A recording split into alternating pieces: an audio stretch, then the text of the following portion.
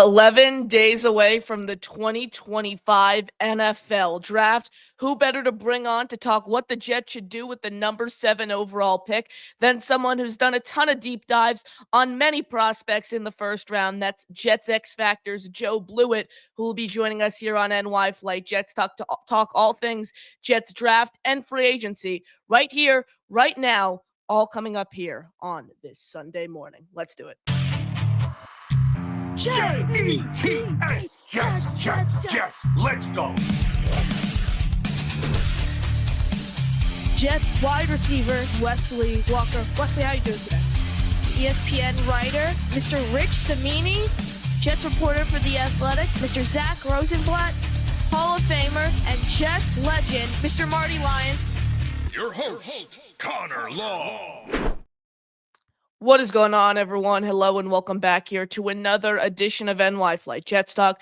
Appreciate you all tuning in here on this Sunday morning, April 13th, 2025. Make sure you smash that like button and you hit subscribe. It's completely free and it helps us grow significantly here on the show. If you want to support the show in a paid way, you can get into our membership raffle. Every membership gifted or $2.99 super chat will get you a ticket into our raffle. Prize we're giving away this month included Don Maynard signed photo, Joe Klecko signed helmet, Joe Namath Super Bowl III replica ring, a CJ Mosley signed jersey, a free item from our merch store, any channel emoji. Make sure you're getting on that.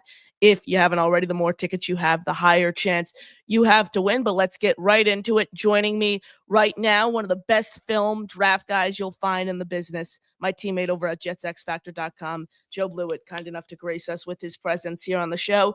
Joe, you're a very, very busy man, so I appreciate you sparing some time. Yeah, no problem, Connor. I noticed from the intro last year, your voice has dropped a little bit, becoming older. Now you got some raffles, some giveaways. But no, I appreciate the intro. There's probably better people to bring on for the draft than me, at least past the first couple of picks, second, third, fourth, fifth round. Your guess is as good as mine. I can't delve so far into the draft just because of free agency and the Jets roster and all that stuff. So I stay pretty surface level, but the first few guys, the guys that we're talking about at 7, I definitely have done quite a bit of work on these guys. So, yeah, 100%. And the last time we had you on was the day before the start of the 2024 season. So, Joe, we were all gassed up, ready for to go into San Francisco and dominate on Monday Night Football. And little did we know, Joe, that would be that season would occur. Yeah, it's a thing where, and you've only experienced disappointment for your short fandom. I've obviously been around a little bit longer time, and it seems like, hey, it's been so bad for so long. Every team has their day, and just looking at the Jets roster, looking at what they had at quarterback, obviously putting some faith into him and him coming off of the Achilles, and hey, he's his game is mental. He still has the arm, and he's not going to rely on his athleticism anyway. Like, this is the year. And for that to happen, for 5 wins to happen, I could say that it was like the Gase years, we expected them to be bad. So it wasn't as disappointing. Like, I knew they were going to suck from the jump, but I thought this was going to be the year the Jets at least made the playoffs. And it was awful. This is quite literally the worst year of my entire fandom. So I'm hoping to bounce back from it. And obviously we start an upward trajectory with Coach Aaron Glenn. 100%. And I know we always go back and forth about it, that Jets X Factor. Like, 2023 was obviously so disappointing for us, just given the fact that Aaron Rodgers goes down 4 plays into the season. But I always say last season was really the year that truly broke a lot of Jet fans, because coaching was never viewed as a concern. The biggest concern was, is Aaron Rodgers going to be able to play all 17 games for this team? He didn't miss a single snap due to injury for this team, and they won 5 games. The bottom line is, I haven't seen a playoff game in my entire life, and hopefully this is the year where I will with Aaron Glenn. And the way Aaron Glenn and Darren Mushi kind of came in this offseason, Joe, they showed that they're looking for the best value players in free agency. They're not going to really overpay for older guys. They're going to try to build this from scratch. You've been looking at some of the free agents. You've been doing some breakdowns on them. Looking at these guys, who do you think was the Jets' best value signing in free agency? Best value signing. Yeah. So obviously, like in free agency, we know that a lot of teams kind of they put all of their value into free agency, all their capital in the free agency. It doesn't work out. It's happened plenty of times to the Jets. So before the free agency class, we're kind of like looking at it, and there wasn't really a lot of guys who we wanted who were not grabbed. Like it just wasn't a free agency class where I thought it was overly strong. Now there's a guy or two, like undoubtedly I'd want them to sign, Mo Alley Cox, or we wanted some receivers. We wanted Nania's guy, yeah. Yeah, we wanted a bunch of receivers who were out there, whatever it may be. But in general, like their overall, philosophy, I just didn't think they were going to spend a ton of money because they're kind of trying to figure out what they are. Try to grab some value signings, some guys with high physical upside. Maybe they work out and they can extend them. But I just don't think it's a thing, especially with a lot of cap space or a lot of like dead cap in 2026. I think they're trying to clear the books, kind of try to figure out who they are as a team. And then obviously build through the draft and kind of, go all into free agency when you're a little bit closer. This team is not very close. So why are you going to sign a bunch of players to big contracts? I just didn't really see I didn't see them doing that. But in terms of who I think is the best value, I could say, like, going through the reviews, I think people probably overvalue Cisco a little bit. The physical upside is there, but he had some just absolutely brutal tackle attempts and allowing guys to get touchdowns. So I'm a little bit lower on Cisco than the Jets fan base, I would say. Yeah. I would say I'm a little bit higher on Stevens. I think there's things that they'll do with him with the Jets that's going to make it a little bit easier on him. I think they're going to press him a lot more than the Ravens did and ask him to just do less coverages and less off coverages. You're asking him to think a little bit less. And I think when I watched him, his best aspect was press, was his size. There's a few things he can clean up in press, but in general, you get him to get a couple of shuffles in and be a little bit more patient at the line and actually get his hands on. I think he could be a really good man corner or like press cover 3 corner. Like match 3 zones. So I like that one a little bit more, I would say, than other people. But best value, I'd probably say Reynolds.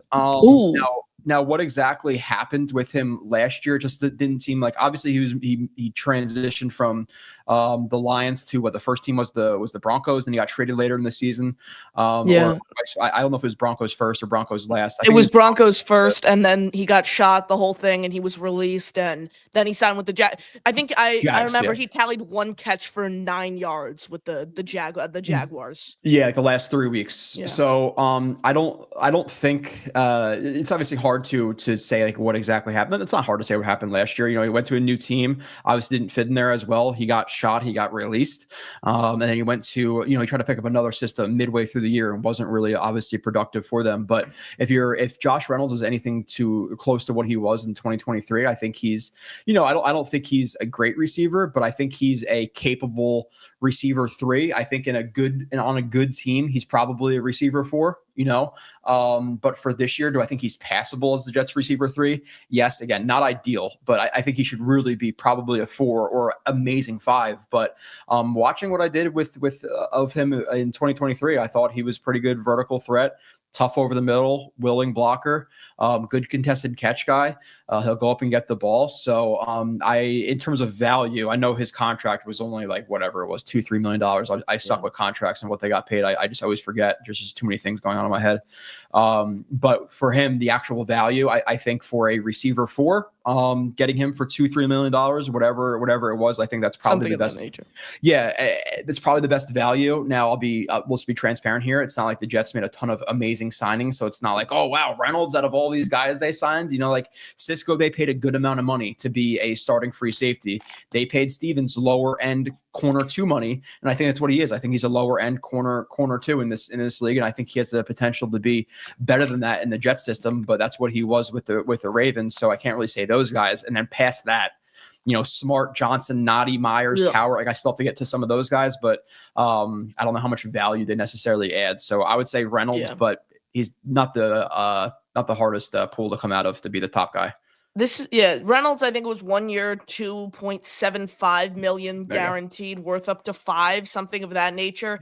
I mean, look, the thing with Brandon Stevens is the fan base hated it right away, looking at how he struggled last season. But I mean, you could tell Aaron Glenn and Darren Muji had a clear answer at the owners' meetings why they signed this guy. They think, he's always at the ball when plays are happening. He just needs to finish those plays and create turnovers, and that's the biggest thing for this team. And I think Aaron Glenn feels he can he can help work with Stevens to help create more turnovers for him. So that's always interesting. I really just want to see how these free agents come in and they play, because these are low Mhm. risk, high reward type moves. Like I wouldn't be surprised if Byron Cowart, Rashad Weaver, and Jay Tufle, the three defensive linemen, they signed 4 defensive linemen. Mhm. I'd assume Nandi's going to make the roster.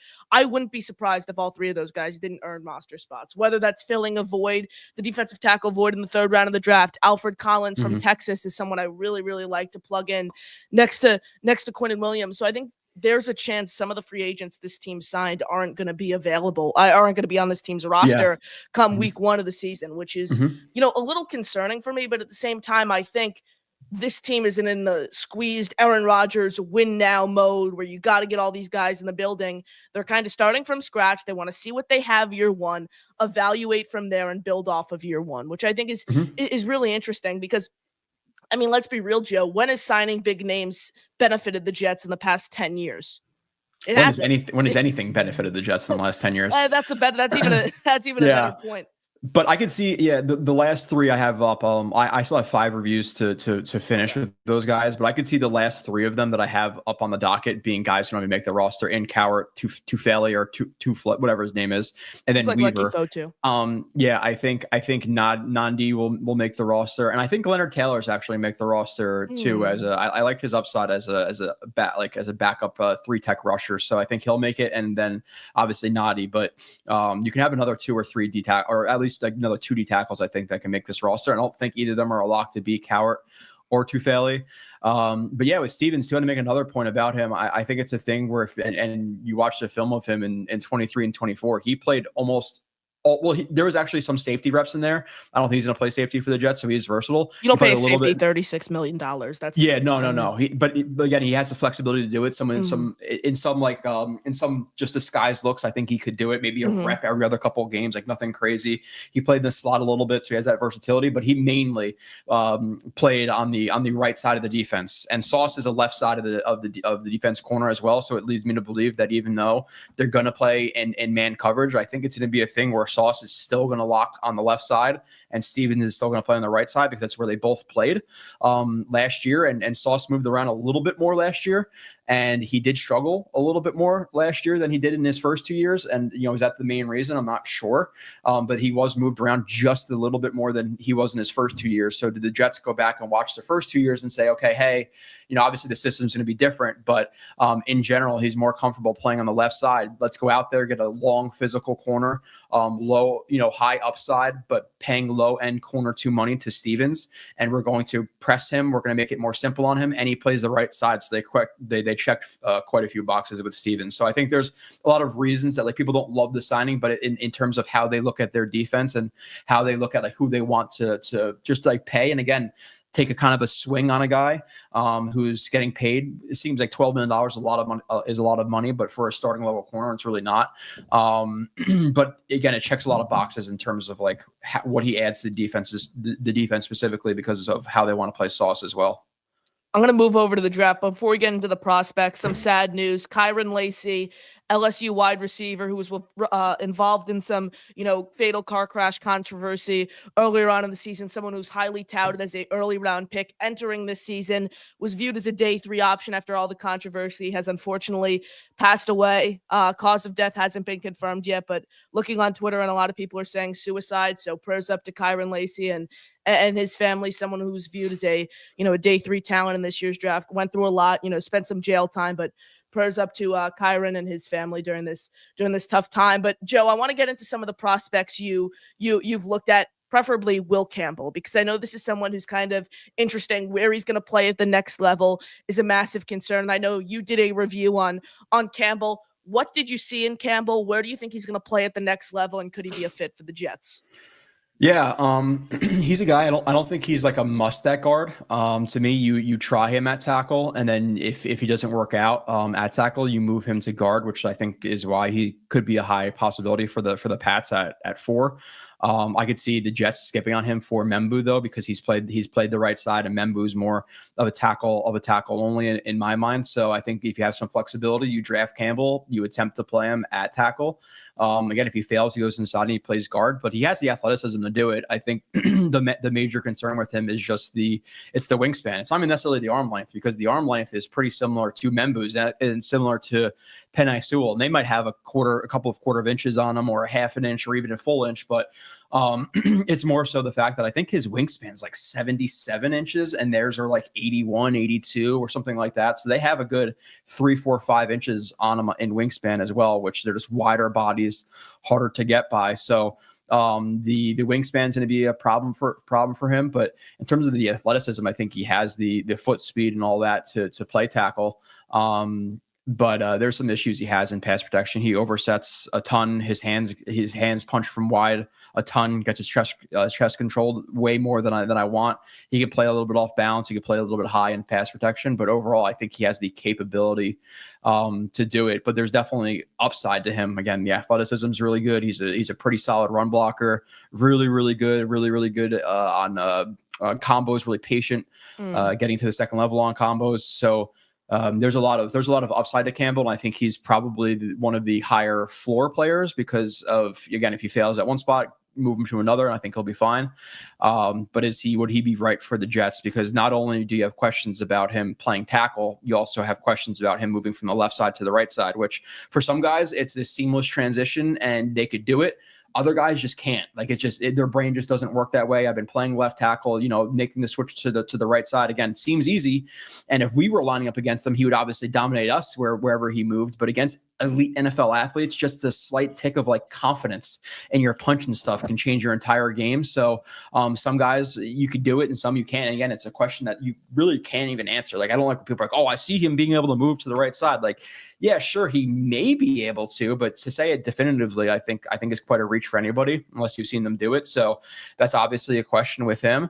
And then obviously you have the arm length and the wingspan concerns as well. So whilst being one of the higher floor players in the draft, I think they would skip on him at 7 if a guy like Membu was there.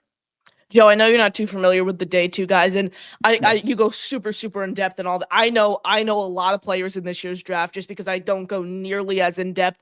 I probably go, like I said, I don't go nearly as in depth, but I'm on here every day. I need to know names. I need to know something about these players. So two guys I really, really like in the to fill that right tackle void. I don't want to go tackle in the first round. I've made that clear. I just don't think the overall positional values there when you just took a tackle in the top 10 last year. I think, adding a pass catcher for Justin Fields is a more pressing need for this team, whether it could be a Swiss Army knife like Tyler Warren. I really, really like Colston Loveland. I would certainly be open to Ted McMillan with the 7th overall pick, but Ariante Ursary at 42, someone the Jets had a top 30 visit with him. Really like him. Josh Connerly from Oregon, another guy I'd be super, super interested in.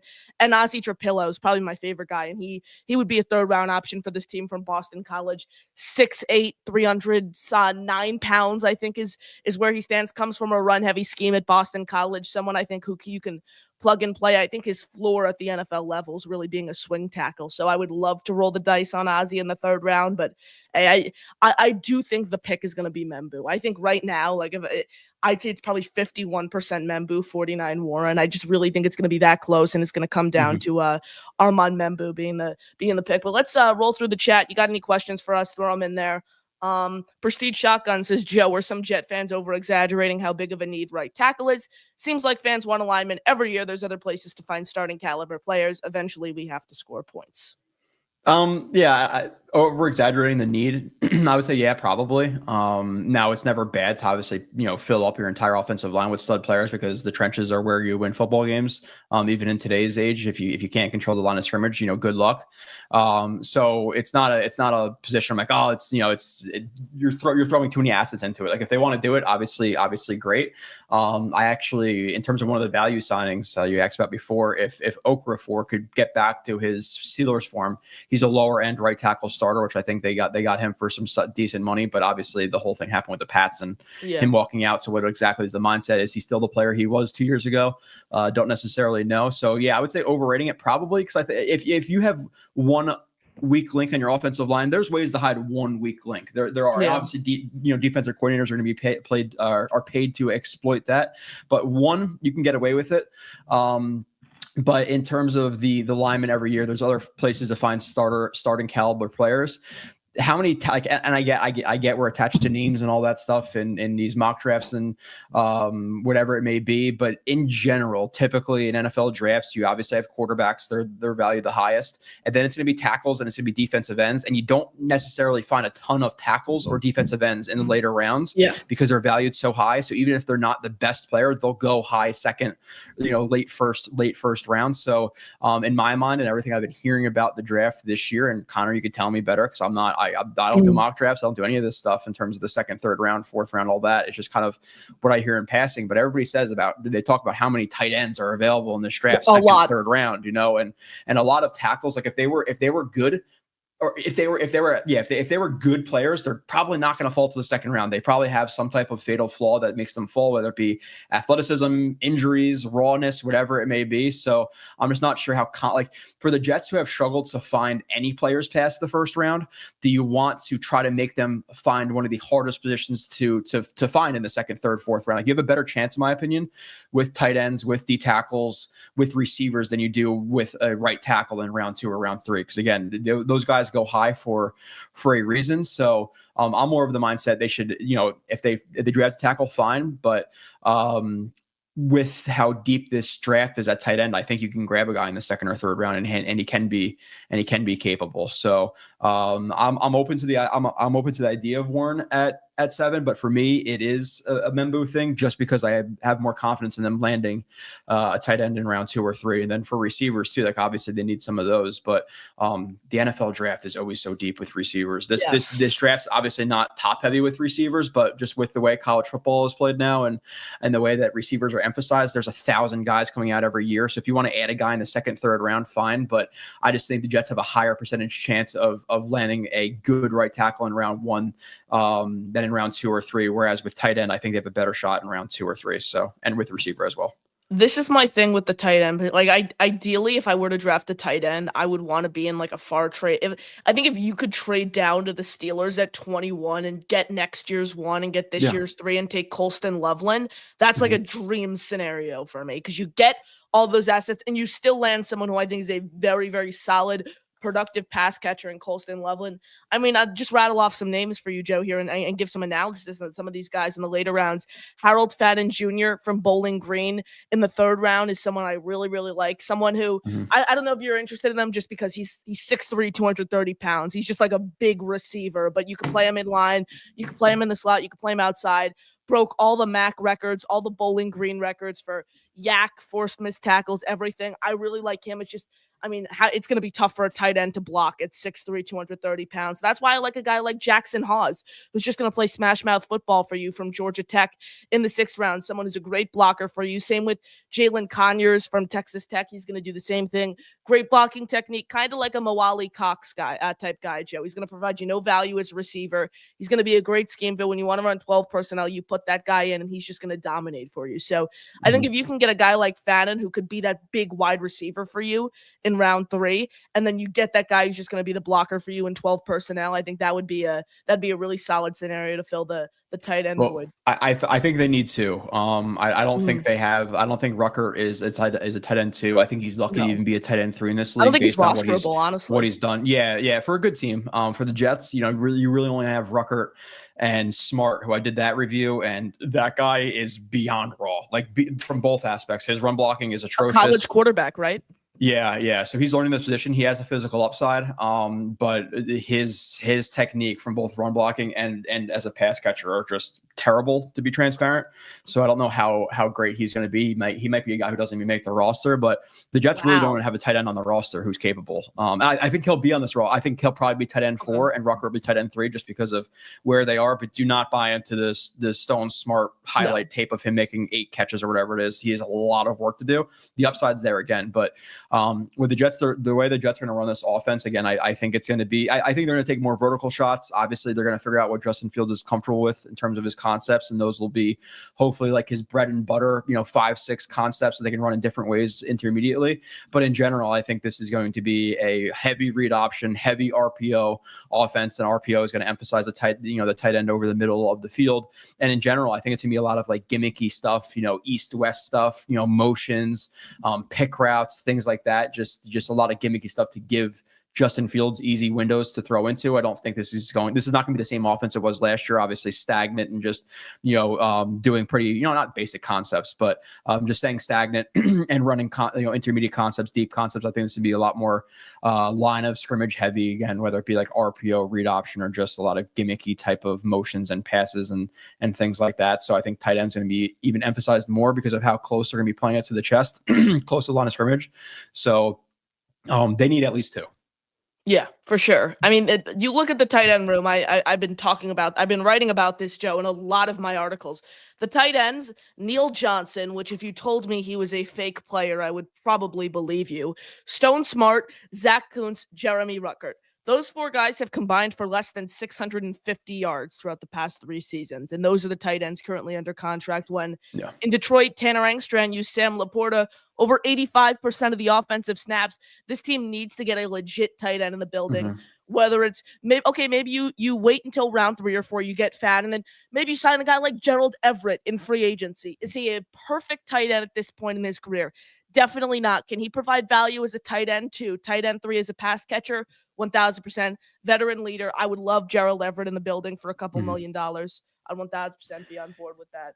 The only thing with that is, like, I know at least my feel of the offense is they're going to want guys who are very multiple. So if you bring in Everett, does that then elevate Ruckert into a role we don't want him in? So like, that'd be my question with Everett. But again, like, beggars can't be choosers. There's literally nothing in free agency right now. It's him, and I think Hurst is in free agency, but I think past that, I don't even recognize some of these guys' names. Like, it's a bunch of tight end 3s and 4s out there. So again, beggars can't be choosers, but ideally they get guys who are multiple. So I think it's a thing where this draft, like, don't be surprised if they draft, 2 tight ends in the first 4 rounds. Like, it's possible, which I don't necessarily love. Like, they have a ton of needs, but they really don't have any rosterable tight ends on the roster right now, and again, they're, Rucker can improve, and obviously Smart can improve. He has high physical upside, but if we weren't Jets fans, none of us, nobody would even know those names realistically. Like, they're just Jags. It just is what it is, so. Exactly. 100%. Sco comes in, says, can Sauce get more INTs, and will Sauce get paid this year?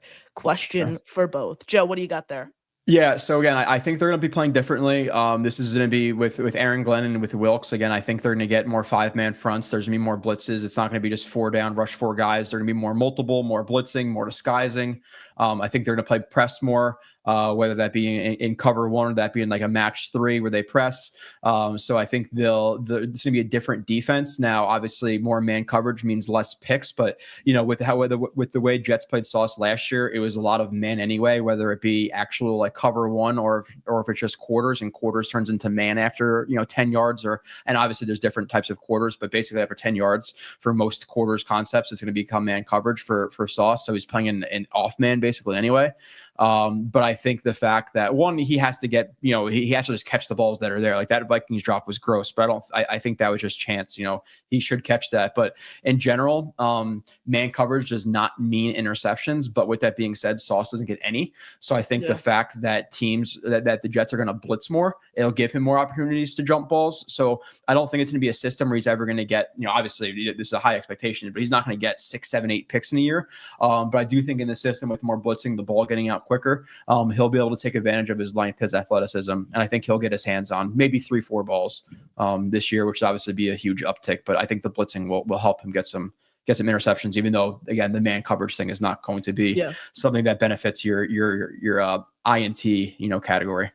100%. And what I have to say about Sauce is, despite, I hate when people say this guy's coming off a down season, because his down season is a career year for most NFL cornerbacks. So I think that just goes to show we've seen his ceiling, his first 2 seasons in the league. We don't even know if that's his ceiling, quite frankly. He's only been in the league for 3 years, but he was a first-team All-Pro his first 2 years in the league, and then he has this down season where he still measures out to be a top 10 cornerback in the league. So we've seen him hit his floor, which really looks like that top 7 and top 10 range. I think you got to pay Sauce Gardner, whatever it is. I will do anything it takes to keep Sauce Gardner in this building long term. He's someone who wants to be a Jet. And the thing I like about his character, Joe, is, while he has the Twitter controversy, he's made it clear that he wants to be a New York Jet, and he's not someone going out and sending out cryptic social media messages and, demanding an extension. I love Garrett Wilson, one of my favorite players on this team, but I mean, he's unfollowing the Jets on Instagram, trying to create all this nonsense. I think Sauce Gardner is someone who just wants to be here, and he hopes an extension works out. And when it comes to interceptions, 3 to 4 would be nice. I just think it depends how many people really look his way, because his first season in the league, we saw him get his hands on a few balls. In 2023, yes, he dropped a few, which could have been interceptions. However, no one really looked his way after his stout rookie season. And then last year, he was just getting exploited. Tackling issues were a joke. So I hope he can get his hands on, like you said, that 3 to 4 range. And I'm sure, like you mentioned, the defensive, way more about schematics than I do. So I'm relying on your answer there, that this scheme will be able to create more interceptions for Sauce. Ricky says, Joe, I can't wait to see everyone's reaction when we take Matthew Golden at 7. Yeah, and quickly on the Sauce thing too, like man coverage means pass deflections typically, and he's had a lot of pass deflections. Again, I'm not good with the stats, but I know his first 2 years at least he was high in the pass deflections. But in terms of like paying him and stuff, and Garrett Wilson, can get that conversation if you want to. But like you said, and Jets fans, and you'll figure it out. I'm sure you are, slowly, but we're very they're very volatile, and you're talking about him being an All-Pro his first 2 years, and because he had some tackling issues and he wasn't as good last year, which I questions, is it Saleh leaving? Was he injured? There's the times he didn't look as explosive. So what was it? Was he pressing? Like, there's some things he needs to do in terms of like just his coverage. I think he needs to give a little bit more effort at the line of scrimmage. Sometimes he stands a little bit too high. When you stand too high, your body tends to kind of just drift backwards. You sit on your heels. When you sit on your heels, you can't react. And I think he needs to get lower at the line of scrimmage, get his hands on a little bit more, stop reaching for contact. He gets a little bit panicky when guys are working in front of him, but he's tall, so it's kind of hard for him to not get handsy at times. But I think he's great. And again, if his down year is him being a top 10-ish corner, fine. Like we've seen his ceiling, like you said, he's a top 3 guy in the league. So that's the type of guy, especially a guy who's expressed that he wants to be here. And I agree with you with the Twitter stuff. And I think he's like dating Ice Spice or whatever at this point. Like, it's a little bit immature at times, but we also understand he's the 22-year-old kid. Like, he's not drinking, he's not smoking. Like, he wants to be here. He speaks well. Like, he's not like Ja Morant or something like that from the Grizzlies. It's you won't be pulling him over, Joe. Yeah, it's like, so I love Sauce. I love the mental makeup, and again, fluctuating between the top 3 corner and near the 10, like that happens with Q. That happens with most best players. There's not a lot of guys in the NFL who, unless you're like a Hall of Famer or an elite player, where you stay at the top, especially with a spot like a corner that's very volatile. You're not gonna, unless you're Revis, you don't really stay at the top. You kind of fluctuate a little bit. But yeah, Sauce is a guy you pay. You give him the next highest contract. Now Garrett's a little bit more involved because he's not one of the top 5 guys. I kind of put him in the top 10 to 20 range of receiver ones. And I got flack for saying that. I've said that before. I love Garrett. He's one of my favorite, and I've gotten so much flack for saying that. I just, like, when is he going to be able to really unlock and get to the next, what I call the Amon-Ra St. Brown level, which gets you the 4 years, 100? He has his college quarterback in Justin Fields. You hope this is the year he's able to make it work. Obviously, quarterback play doesn't help. Obviously, Rodgers, it seemed like Garrett Wilson was involved early in game plans, but then like from the second, third, fourth quarter, he just wasn't involved. So he's peppered early, but then it felt like he just wasn't really involved after that. So it was like a game plan thing where he was involved, and then maybe just Rodgers kept going away from him. And obviously, him not being targeted a ton in the red zone, at least to my remembrance, and Rodgers wanting to go to his buddies, Devontae Adams and Lazard and stuff in the red zone, didn't aid Garrett Wilson's stats. But with that being said, and it is, again, it's Jets fans. Listen, we don't got a lot of great players here, so people are going to elevate guys. But there's so many great receivers in the NFL. For me to say he's top 10 to 20 it's not me. It's not me. I don't want to curse you.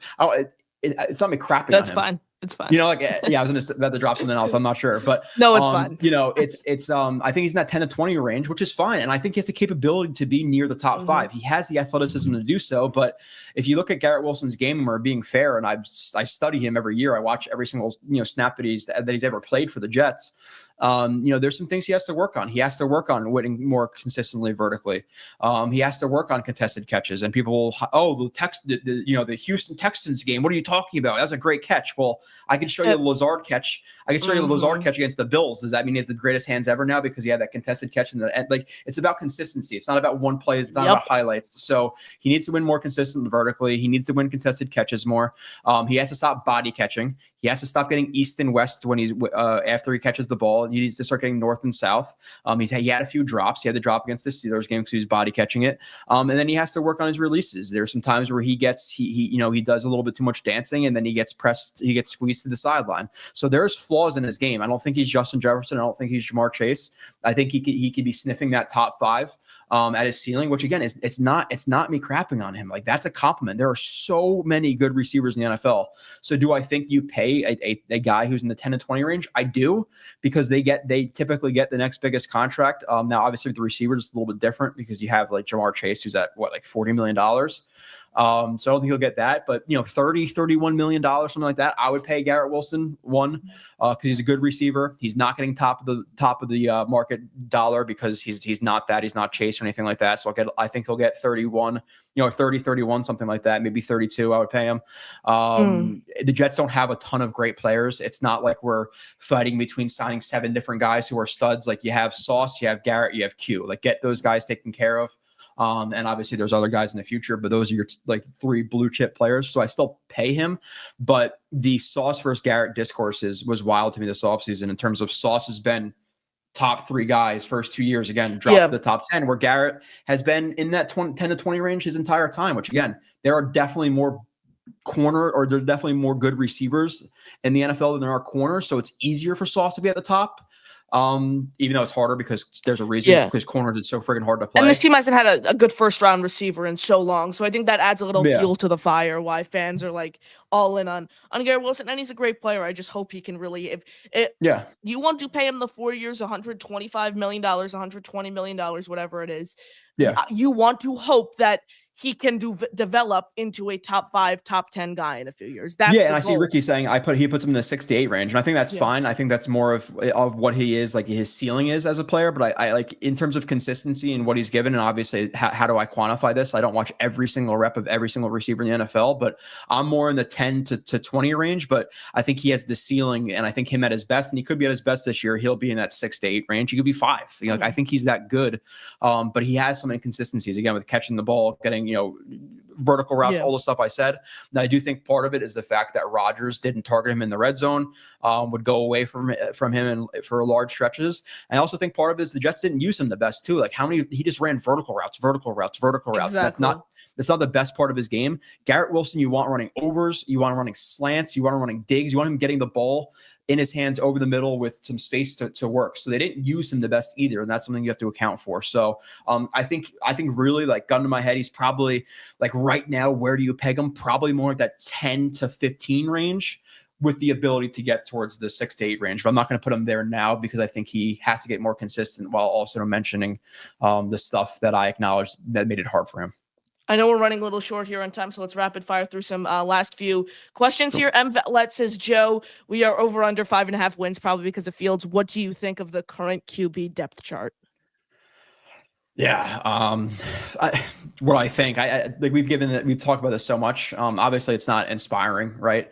I think Fields probably has like a 10%, 5 to 10% shot of actually working out long-term. Like, that's just my honest take. Now that's higher than Kirk Cousins or anybody else that Carson Wentz, Marcus Mariota. Yeah, Carson Wentz. So like it's a worthwhile swing, even though I acknowledge that it doesn't have the highest capability of working out. And I'll make this quicker because we're doing a little bit more lightning rounds. But was he surrounded by the best talent, the Bears? No. Was the offense built around him with the Steelers? No. Does Arthur Smith kind of suck as an OC? Yes. So has he had the most like opportunities out there? No. So I think there's, maybe the Jets can do that for him. We'll see. Probably not. But I do think they get more than 5.5. I would probably put it like 6-7 is where I'm at. I would say 6.5 is my over under. Maybe that's Jets bias. I'll give them one more game than Vegas did, but I would say 6-7 wins, maybe 8 if everything goes right. But I could see as low as 4. So I'd say like in the 4 to 8 range. So I'm probably sitting at like 6 wins, but I like Tyrod as a backup. I wish they had him when Zach Wilson was here and he actually had veteran leadership behind him. That made no sense. Rookie head coach coach, rookie OC, no depth behind him at quarterback. So I like Tyrod. And I think Fields is worth a shot, but obviously it's not necessarily the most encouraging depth chart in the world. Joe, give me a 2022 season where this team is just fun and exciting to watch, and they provide some sort of, just unexpected spark. Like, I would 1000% be excited with a 2022 type season, year one for Aaron Glenn. Prestige shotgun. The thing is, I like Membu, but a lot of people act like he's a sure thing to be great. He's not Joe Alt, and he's not even Olu. Yeah. Well, like, who are you talking to? Prestige? I don't really know exactly who that is. I've acknowledged that multiple times. Like, Membu's more probably of a mid first round pick or even low 20s type of guy. That's where early I am. 20s type of guy. But in this draft, he's elevated to 7 because this draft sucks. Like, it's just there are crazy combine. Yeah, there aren't alts. There aren't Olus. It is in the class of Andrew Thomas, Wills, and obviously Wills didn't work out, but Becton and all those guys. Like, it isn't one of those classes. It's not Slater. It's not Penny Sewell. But unfortunately, past the top 2-3 players, there's a lot of just guys who from pick 5 to 25. How different are the talents? Not that great. So I'm not personally talking about him like he's alt or Olu or anything like that. But I do think he's close to the Olu level, though, to be honest. Olu is a little bit more refined as a prospect coming out, but I think Membu actually has a higher ceiling than Olu. I think he's a little more power than him. But nonetheless, I get the point. But for me personally, it's just he's being elevated because the class isn't very good. Ricky, Joe, the Jets select Matthew Golden at 7. How do you react, like it or no? Yeah, Ricky, the one thing I am is honest about who I watch, and I haven't watched Matthew Golden in terms of actually studying him, so I can't really tell you. I wouldn't be necessarily shocked because I have heard people starting to drop McMillan, and Golden is becoming the new receiver 1 for some people. So I think it's a possibility. I do think in general that T-Mac is overrated by people. I think in a normal draft, again, he's low 20s. I think there's some drafts in a really good draft where he's a second round pick. I don't think he's the best at all, or I don't think he's a great receiver at all. So I would not be thrilled with him at 7. Now, to say Golden, I don't know, because I haven't studied him in depth, and I don't like to lie to people, because I like to give more in-depth answers and not be oh yeah, I like this guy because I watched 3 minutes of YouTube highlights. I don't know about Golden. Based on everything I'm seeing, would I be shocked? I would be pretty surprised. I haven't seen him. I haven't been seeing him go that high. But with that being said, I could see him being receiver 1. I wouldn't be shocked about that. But I'd be pretty surprised at 7. The thing is, Joe, that Aaron Glenn said at this intro press conference, he looks for speed in the player. And ever since then, everyone's like, oh my God, the Jets are taking Matthew Golden at 7. So it's all smokescreen this time of year, 1000%.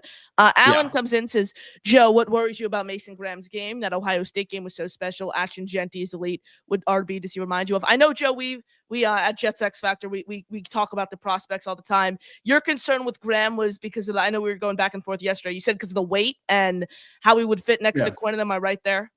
Yeah. I would say my main concerns, like Mason Graham is probably, out of all the guys we're talking about, whether it be Membu or Campbell or McMillan or any one of these guys, like in my overall big board, he's above all those guys.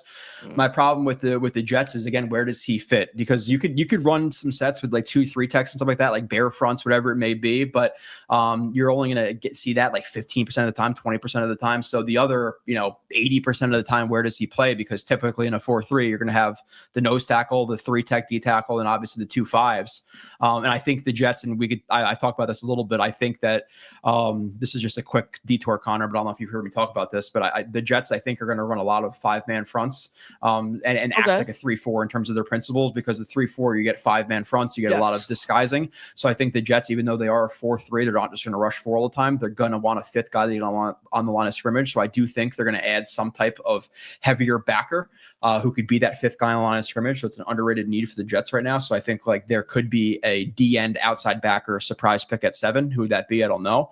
But in terms of Graham, it's the fit with Q, because he's not a nose tackle. He's, I think he weighed in at 296. People anticipated him playing at about 310, but regardless of exactly where he played from, 296 to 310, I still think he's light to play nose tackle.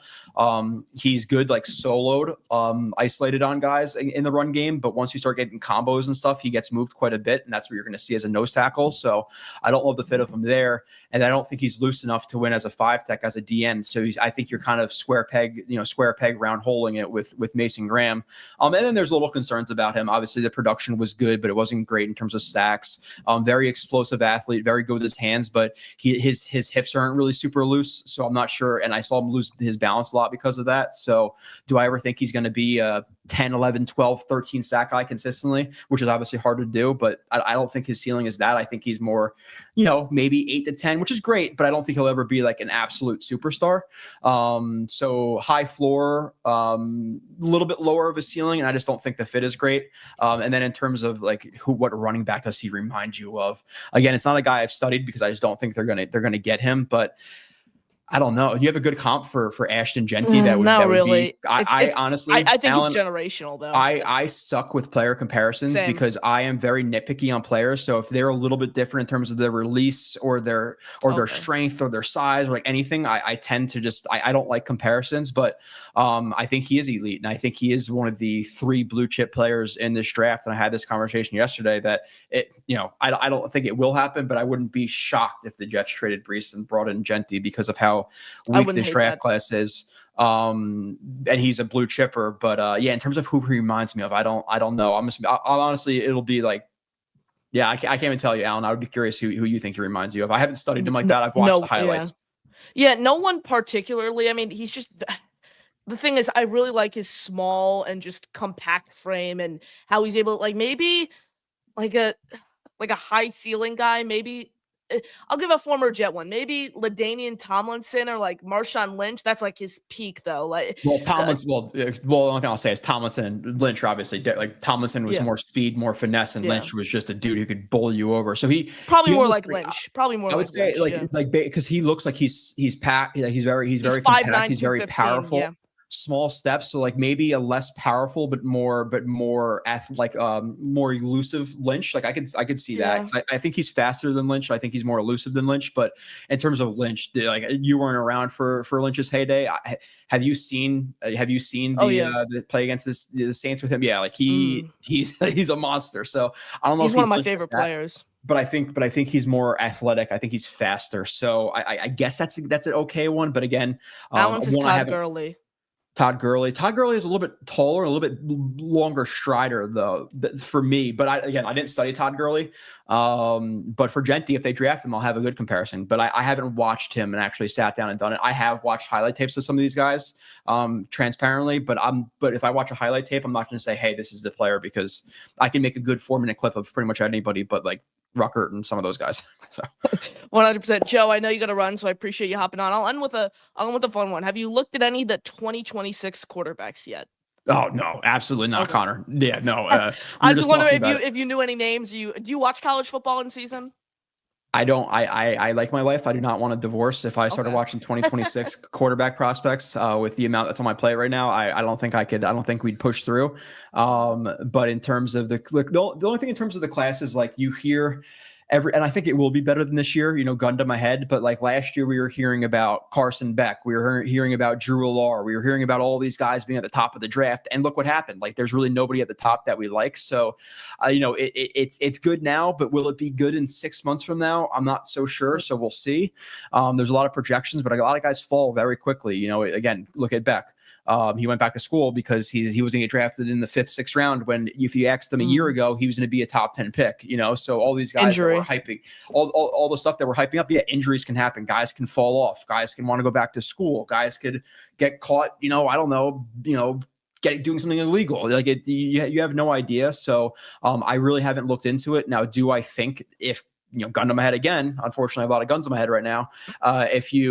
Next year, are the Jets drafting a quarterback in round 1? I would probably say yes. Okay. So that's why, like, if obviously the most ideal situation is for them to trade down, accumulate picks, and get that capital and get ready to move up next year. But yeah, I think it'll be one of these guys. Who is it? I have no idea.